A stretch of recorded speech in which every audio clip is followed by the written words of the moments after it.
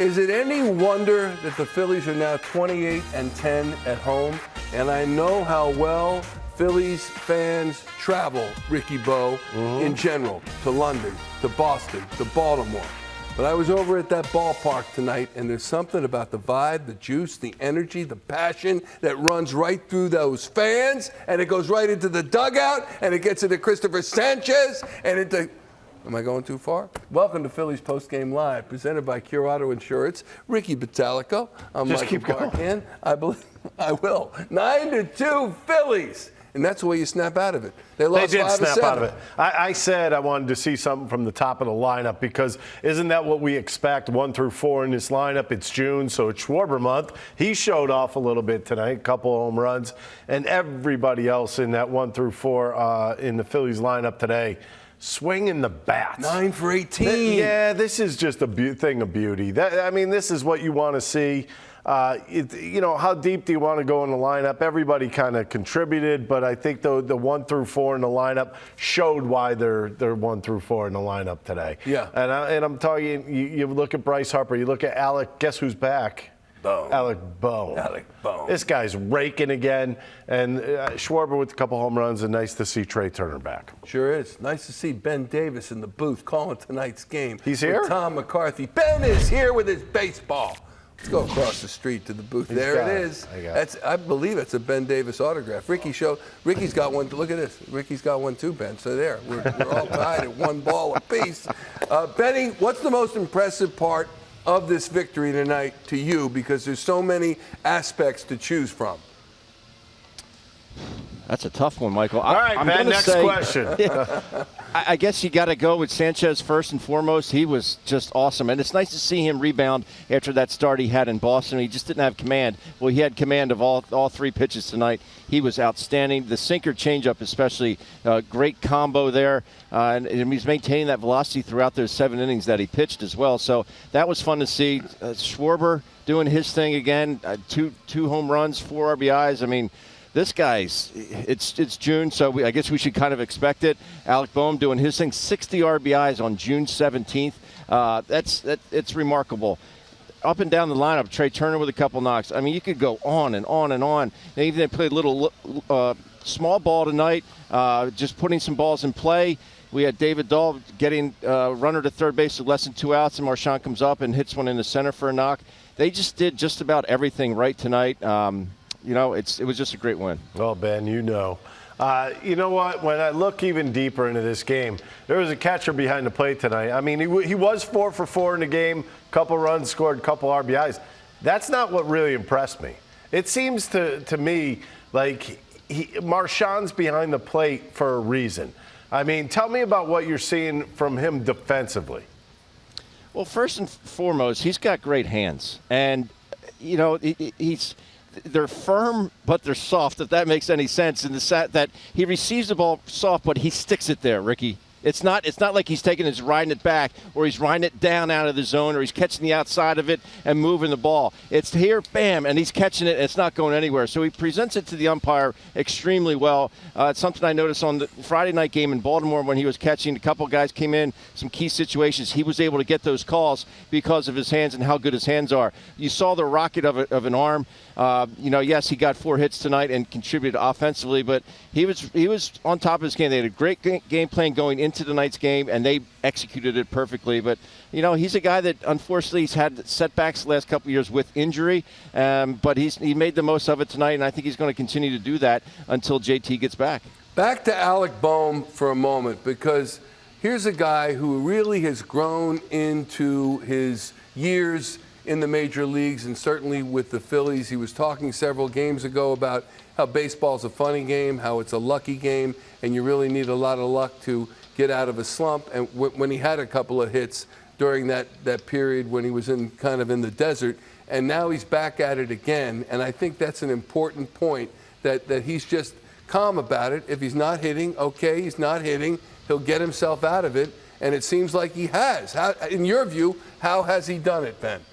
Well, I think he never got away from his approach, and sometimes we as hitters, when it's going really good, hitting's never easy, but when it's going really good like it was for him earlier in the year, you just kind of ride that out. And when it goes really badly like it was up until the Baltimore series for a couple weeks, he didn't panic. He didn't try and change him. He just got back to basics, let pitches get deeper in the strike zone, trust your hands, use the whole field, and so on and so forth. But that series down in Baltimore really got him going again. He saw the 3-run homer tonight, a couple more knocks. He's just too good of a hitter to be silenced for that long because he's a hitter first and foremost. And what he's doing with his run production and the 60 RBIs on June 17th, that's remarkable as well. Remember, firm but soft, Ben. Firm but soft. That's what we aspire to. Ben Davis joining us from across the street at the yard with his baseball. You all right there? Yeah, good. All right, Michael, Benny. Yeah? Michael, I'm just glad you're back in studio, buddy. Man, I'm glad too. I'm as surprised as you. You know what I'm saying? Surprised they let him back in, I'm Ben. surprised they did as well. After the performance of you and Ricky Paul yesterday was amazing. Usually Wally Pipp doesn't get that seat back. Yes, indeed. Yes, indeed. My name is Wally. It did not do that tonight. Why? We used to see it where maybe they just had good scouting reports. Maybe you got way too much of the plate. I think it's more of the latter. I think Vasquez left a lot of his pitches out over the middle of the plate. And when I say a regular type pitcher, he's not there and he's not going to be too sneaky against you, and what you see is what you get. I mean, if you're sitting on a certain pitch, obviously you want to see fastball early on the counts, but you think about a 2-0 curveball right over the middle of the plate to Kyle Schwarber. That's not brilliant. Not wise. That's not brilliant. I mean, you just got to think about what you're doing. Stay out of the middle of the plate. But he left a couple baseballs out over the middle of the plate, and the Phillies belted him around the ballpark. Let's get back to your prescient observation from the pregame program when you said 1 through 4 needs to show up. They showed, and then some. 9 for 18, 5 runs scored, 7 runs batted in, 3 home runs. Batters 1 through 4. Alec Boehm, chief among them. Kyle Schwarber, the same. Yeah, I just felt like this was the time. You're coming off of this odd road trip that nothing really went well. I know you won a game in Boston, you win a game in Baltimore, but nothing felt right about that trip. I don't know how you felt. No, it felt awkward. It felt long. It felt like I wanted to put pins and needles in my toes. That's what it felt like, because it was getting to feel like that was the type of trip they were on. And now all of a sudden they come back home, and my first thought was, okay, home cooking. What is a recipe for good home cooking? Mm-hmm. How about a good beaten down by the 1 through 4 hitters? Because when you look at who's in that 1 through 4 spot, you got Kyle Schwarber leading off. This is June, so you expect him to do a little something. Trey Turner coming back in the lineup. It's almost expected he gets a hit or two, isn't it, in a game like this? The 3-hitter, Bryce Harper. He is Bryce Harper. I mean, and then you have Alec Boehm, who has started a little trend going back upwards for himself. 307. Started that in Baltimore, so you figured, well, Alec Boehm, he's going to keep it going.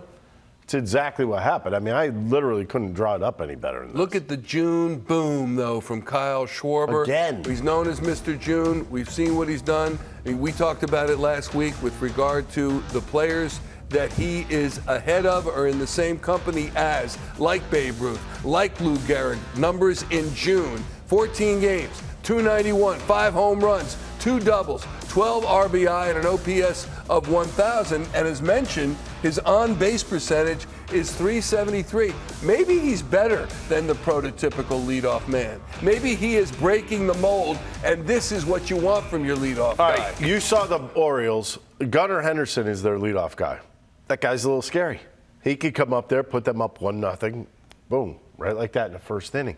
I look at why doesn't anybody in our own mindset, in our Philadelphia Phillies mindset, look at Kyle Schwarber and say, wow, this guy could put you up 1-0.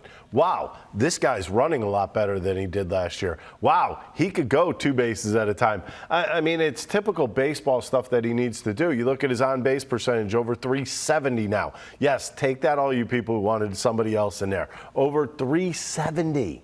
And the batting average is very respectable this year. Home runs, 16 now? Mm-hmm. Am I right? Yep. I might be off one. And, I mean, he does everything that you could ask him to do. He's not showy. He's not like a show-off. Just goes out there and plays the game of baseball. Yeah. And I look at him and Gunnar Henderson as 2 scary individuals at the top of a lineup. And by the way, we have left out Trey Turner, who makes his return today, who gets a huge ovation from the fans. He's only 2 for 5 with a run scored. What do you think of terrible? What do you think of Turner's return? I thought he stayed on the ball very well. I mean, that was my biggest concern. The one thing you think about, he didn't go down to the minor leagues. He didn't go down to get at bats. They do things a little bit differently now. Obviously, I'm sure he took a lot of BP. I'm sure he saw some live pitching here and there. But for a guy of his stature to just jump up there and get right back into the big league level and hit the ball hard a few times, I think that's a good sign for the Phillies. Yeah. And now is getting there again. He is there again, batting them in. Look at this, Ricky Bo. Wow. Phillies runs batted in through the first 72 games of a season, and this man is in there with the greats. And that's just a fact. Ryan Howard twice, 66 RBI through 72 games, did that in 06. World Series championship year of 08, 62. Utley, 62. Mike Schmidt, 61. And there's Bone with 60. So he's on his way. He of all the younger players has taken that next step. You expect guys to take steps up through the number one, through the organization, but then when you get to the big leagues, you expect them to take incremental steps to being good, and better. And I think this is a guy that's done it every single year. And it's not without, he's had some rough spots. He's had some potholes, there's no doubt about it.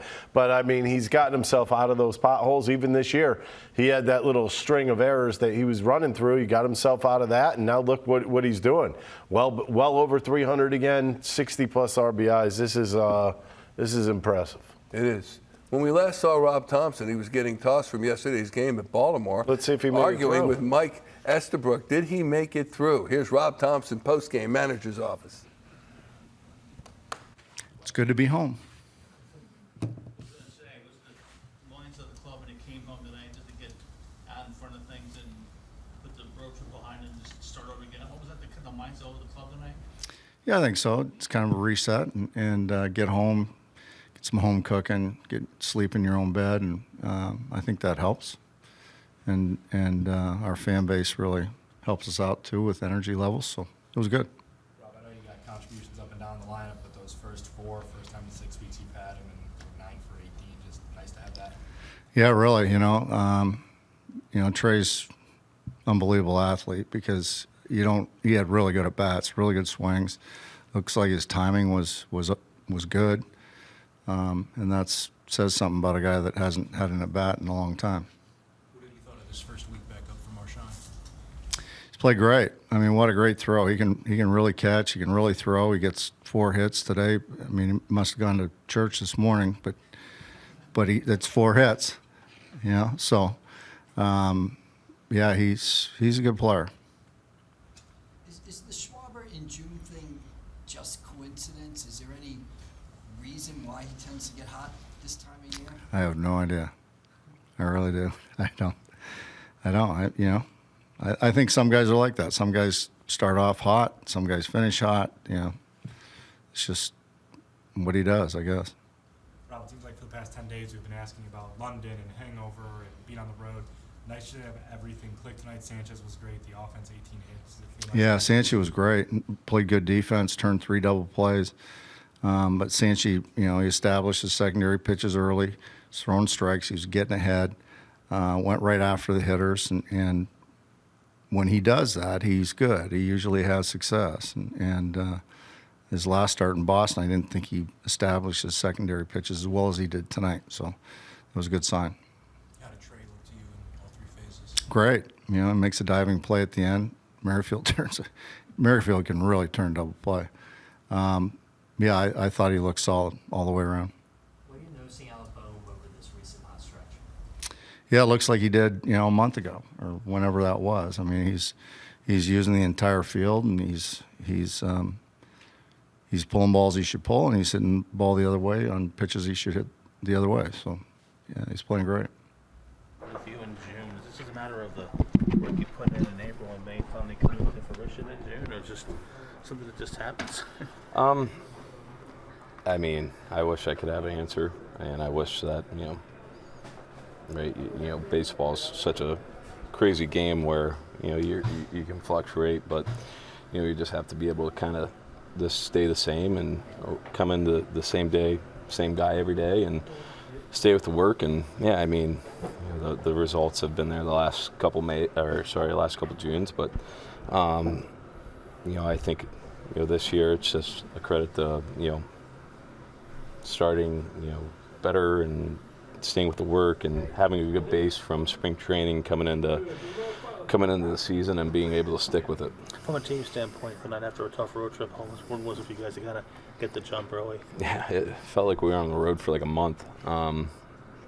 Obviously went over to London, cool trip, and then faced a couple pretty good teams, and it's nice just to be able to get back home. Obviously, credit to our fans traveling really well for us over this road trip, and it's just nice for everyone to get back home, get back to the bank, and